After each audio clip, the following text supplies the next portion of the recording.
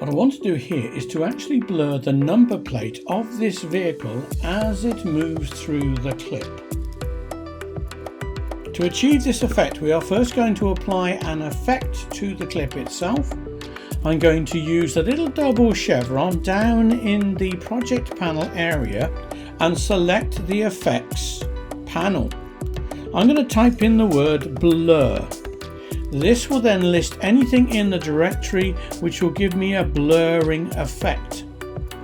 I'm going to choose Gaussian blur. I'm going to drag this over the clip. Nothing will happen instantaneously, but what you will see is that now in my effects control panel, top left hand corner, I have got the blurriness effect applied.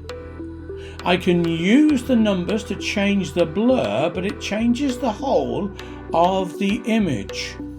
To control how much of that image is blurred, we are going to add a mask.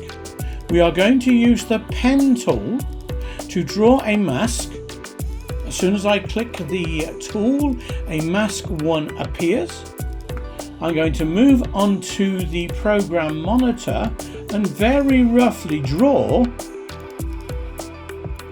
a rectangle around the number plate. It doesn't have to be too accurate as long as it covers most of the area.